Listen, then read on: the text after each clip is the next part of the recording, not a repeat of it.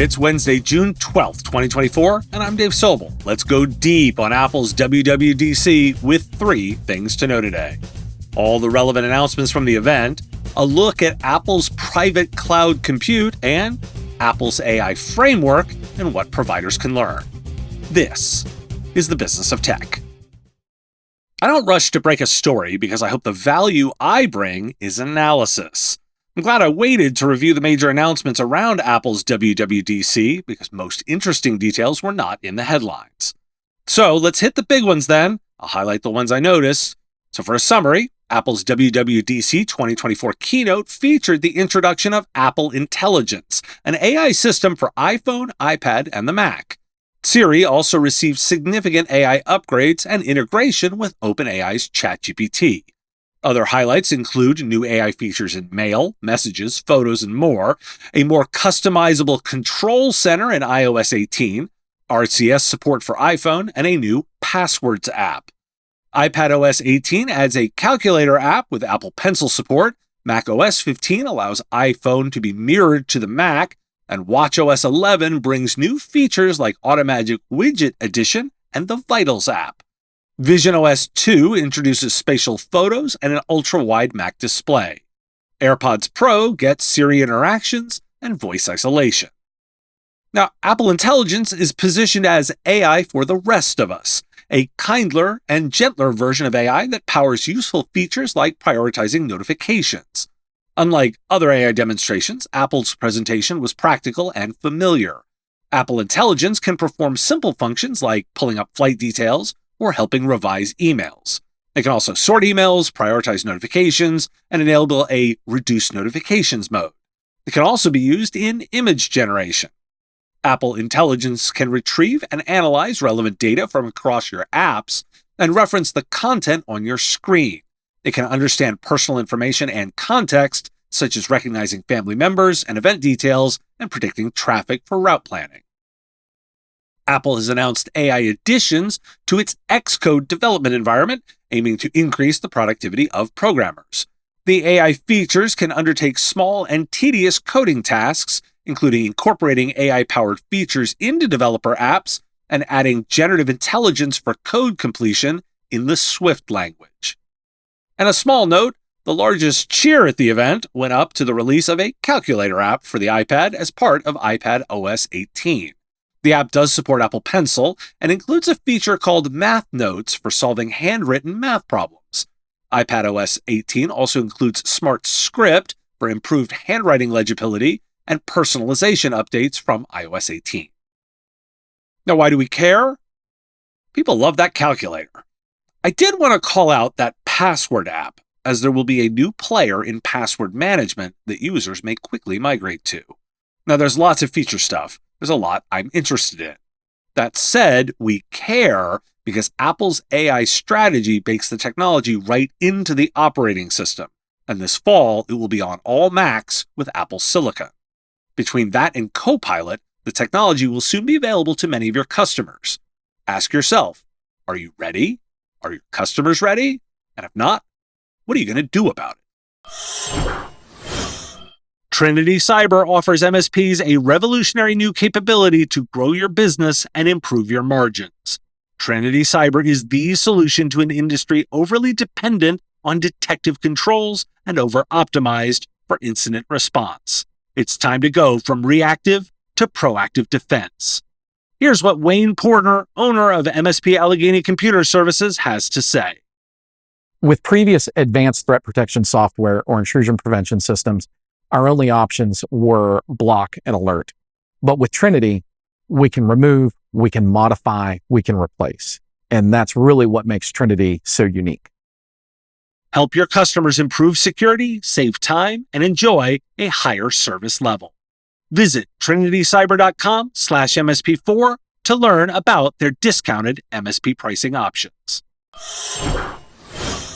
But now the stuff I was really intrigued by, the tech used by Apple Intelligence. Apple has launched Private Cloud Compute, a cloud intelligence system designed for privacy-centric AI processing.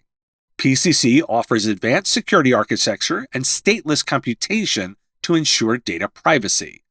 It coincides with the introduction of Apple Intelligence features, including that integration of OpenAI's ChatGPT. PCC utilizes a custom-built server node with Apple Silicon, secure Enclave, and secure boot, providing a narrow attack surface and leveraging code signing and sandboxing for data center security. PCC requests are routed through an oblivious HTTP relay to conceal IP addresses. Independent security experts can inspect the code running on Apple Silicon servers, and software images are published for transparency. Now, how does this work?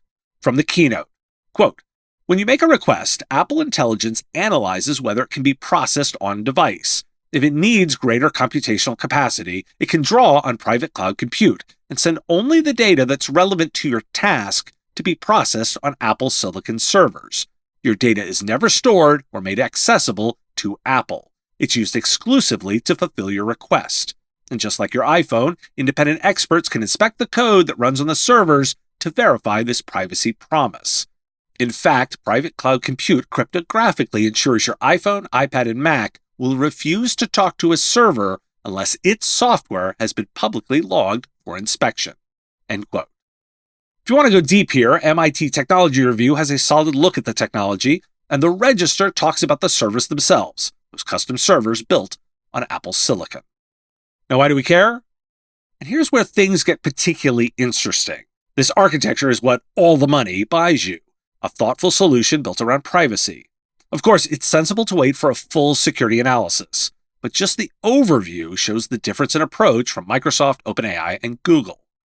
What's also unique about all of this is that it's a feature, not a product. If you're an Apple user, you get all this. No extra fees for Apple's version. That's not reductive of the IT service provider value, as the advice, guidance, training, and consulting work is all still relevant. AI is a feature, not a product, and how that feature works is IT's job to understand and make relevant for customers. I talk a lot about frameworks on the show, and Apple has a specific one they announced from their blog. Quote, "We've created a set of responsible AI principles to guide how we develop AI tools as well as the models that underpin them.